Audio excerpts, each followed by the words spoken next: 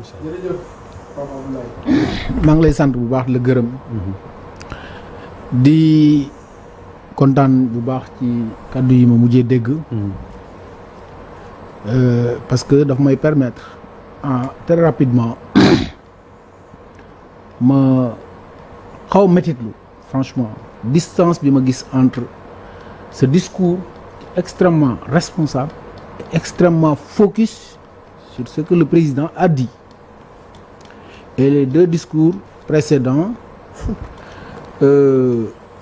qui vraiment yu waroo trop ak jataay bi nga xam ne moom la ñu am nga xam ne le 3 avril la ñu nekk jëm le 4 di waxtaan ci fête nationale ak la fête de l'indépendance de notre pays mu war a nekk dellu ci jën yi nga xam ne ñoo ŋànk réew mi mooy booloo nekk benn bàyyi politique aslëf tuuti bàyyi politique ak surtout politique politicienne pour dugg ci li nga xamante ni lii mooy li ñu boole ñun ñëpp muy la nation la république et respecter l'institution présidentielle qui a parlé et qui a eu un discours concentré sur yi nga xam ne ay sujets yoo nga xam ne ay sujets la qui nous concerne nous tous, l'armée, la jeunesse, les Jeux olympiques, l'éducation,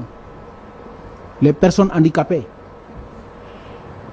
Point yi discours bi yor dégguma benn yoon l'ambassadeur Sory Kaba tudd ko dégguma benn yoon soxna si Thiam tudd ko ndax di ŋàññi président te vraiment ce n'est pas le moment.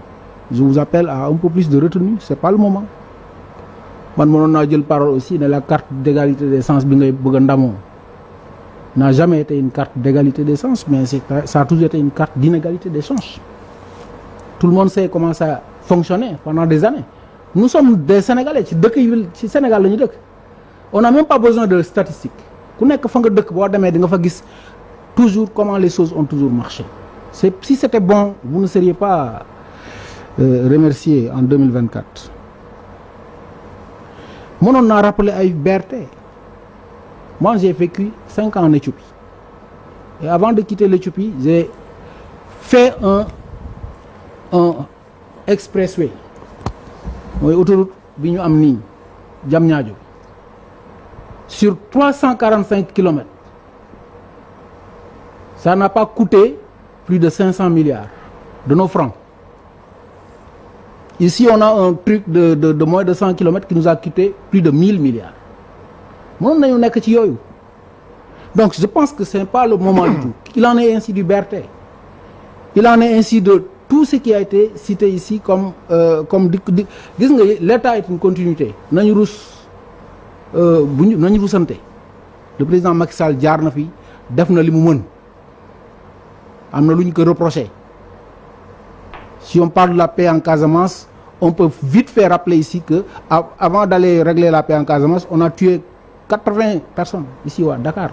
On a tué des gendarmes. Pour ceux qui parlent de l'armée qui aurait été ceci ou cela, on a tué des gendarmes. Ba léegi kenn xamul nu mujjee. Alors donc, il faut qu'on soit un peu plus sérieux. Moi, je vais revenir sur le discours du président de la République. Discours bi man li ma ci noté mooy le président comme à son habitude d'ailleurs, et je vais revenir un peu sur la forme. Il a fait un discours succinct, concentré sur des points qui intéressent les Sénégalais et qui correspondent au moment. Moment bi ñu nekk, il a rendu hommage à l'armée. Mu nekk loo xamante ni dañ ko war di def chaque jour parce que wax nañ ko fii ñan ku nekk wax na ko fekkee dañ ko gëm ñu ngi fii ci suñu jàmm foo dem ci territoire bi. jàmm kese moo fa am alors que pays ñu wër yëpp ak pays africains yi ba ngay dem ci yeneen continent ils sont confrontés à des difficultés ci wàllu kaaraange ci wàllu jàmm ci seen biir réew fii Sénégal ba léegi jàmm moo fi am président rend na hommage à l'armée pour cela. Le président a parlé de la jeunesse et des JOJ mu nekk xew-xew bu am solo bu war a am fii ci Sénégal. di nekk événement bu nga xamante ni ça doit rassembler la jeunesse ça doit rassembler nos sportifs, ça doit mobiliser l'armée, ça doit mobiliser les hommes de culture, ça doit également laisser dafa war a bàyyi ay njeexital ci réew mi ci wàllu koom-koom ak ci wàllu ay infrastructures sportives ak yeneen infrastructures. Le président est revenu sur ça pour appeler, et ça devrait être notre devoir de tous, à une mobilisation nationale pour réussir ces jeux-là.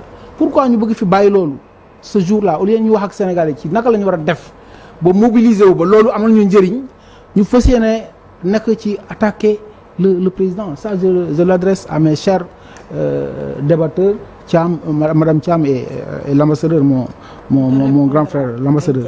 Ensuite, le président a parlé de l'éducation et de l'enseignement supérieur. Fondé ko ci li nga xam ne xew na fi ci récemment, c'est une actualité qui est là. Le président aurait pu parler de cela dans le passé, mais le président ku ko xam ne waxam bëriwul. Et ensuite il s'est délégué des responsabilités et laissé aux délégataires de ces responsabilités-là le temps de faire leur travail. Le président a laissé, on ne peut pas dire que le gouvernement ou que l'État n'a pas parlé de ça. L'État a communiqué. Le président a laissé le Premier ministre et le ministre de l'enseignement supérieur parler de cette crise-là. Ils ont géré ça. Que cela ait été bien ou mal géré sur le plan de la communication, au moins il a délégué des responsabilités. Et le moment d'en parler, il en a parlé. te lim ci war a wax mënees ko lim ci wax mënees ko weesu lim ci wax kenn mënu cee wax lu gën a rafet loolu mooy dellu si ci jafe-jafe yi nga xam ne am na ci éducation bi ak wane ne yéene mooy jeunesse bi am formation ba mën a jëriñ seen réew jëriñ seen bopp lii le président wax. J'ai le sentiment on n'a même pas écouté le discours du président de la République moo tax maa ngi jaajëfal bu baax monsieur Ndir ci yow ni nga saisiré très rapidement la quintessence du discours à travers une seule phrase. Le président a appelé le peuple sénégalais et la jeunesse ci mujjantalu discours am il a appelé la jeunesse à ce que ñu xam ne réew mi jàppalante liggéey ak wormoante mooy tax réew mi jëm kanam lii la mujjee wax. C'est un message adressé à la jeunesse et qui est extrêmement important et je voudrais que chacun de nous saisisse cette occasion-là pour parler à la jeunesse parce que tey ñu ngi koy regretter tuuti ci jeunes yi dañuy jëlee kàddu doyen Medoune wax na ko ni ñuy jëlee ay kàddu di saaga ak yenn forces yi ni ñuy mobiliser la jeunesse ak ñenn ñi ni ñu commencé déraper par rapport à la vision républicaine par rapport à la République du Sénégal y compris d'ailleurs parmi ceux qui sont les plus proches au président de la République. Moi, je suis connu pour être toujours objectif. Je ne dis pas que tout est rose. Autour du président de la République, il y a des forces qui de plus en plus dérivent. Et il faut le reconnaître.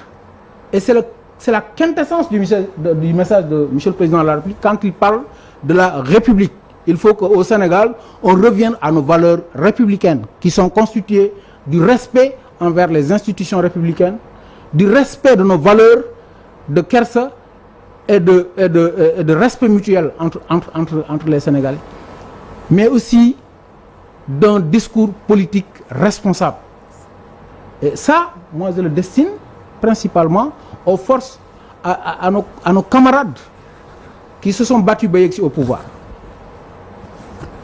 Il est extrêmement important que moment bi ñu toll ñu xoolaat suñu bopp xoolaat suñu taxawaay. C'est très regrettable que le jour où le président de la République doit s'exprimer wax ak sénégalais yëpp ñi ànd ak moom, je parle là de monsieur le Premier ministre ak ñëpp ñi nga xam ne ñu ngi koy gunge ci une certaine façon de s'exprimer dans la gestion de l'État, bàyyi ba le président de la République nekk en discours nga nekk en même temps en communication pour brouiller le message du chef de l'État. Moi, je regrette ça. Et je le regrette en tant que Sénégalais. Je suis un cadre qui a travaillé dans le parti qui est actuellement au pouvoir, dans le parti du PASTEF. Je suis résolument engagé dans l'accompagnement de monsieur le Président de la République. Parce que gis naa ne bu ñu yegsee au pouvoir ba léegi bu dee ci wàllu rek politique ak conformité avec le discours qu'on a tenu ba yegg si au pouvoir moom des na ci président de la République mën nañ ko wax gàcce ngaalaama parce que lépp lu mu waxante woon ak Sénégalais yi ba tax tey ñu fal ko mi ngi ci baax na wala baaxul mat na wala matul li ñu mën a wax te mu wër mooy mi ngi ci li nga xam ne promettre woon na ko. loolu dooñu ko may ñu yóbbu ko ci bilan bi rek. voilà mën naa ko yemale foofu. je termine en disant on va passer au bilan. je termine en disant que le président de la République dans son discours est revenu et je voudrais qu'on parle de ça sur l'inclusion sociale, sur la protection sociale dans notre pays. Il a parlé des handicapés. Avons-nous le devoir toog fii waxtaan bu pare te point bu am solo boobu mu wax jëmale ko ci ñi nga xamante ni ay woy laago lañ ñu bañ cee wax dara def comme si on doit parler d'autres choses beaucoup plus importantes. Le président a souligné que ay gouvernement bi mu ngi def ay efforts yu mag. yóbbu ko ci bilan bi jëmale ci bilan bi rek. non mais c'est surtout dans le discours man boo ma waxee dara rek damay wax mais li may wax nii ay points la précis. parce que dans le discours. mais ci bilan bi lay dans le bilan on peut parler de diplomatie on peut parler d'agriculture on peut parler de mais lii président da ko cité dinañ dem ci bilan bi donc lii bëggoon naa ko souligner mais encore une fois ma terminer par loolu.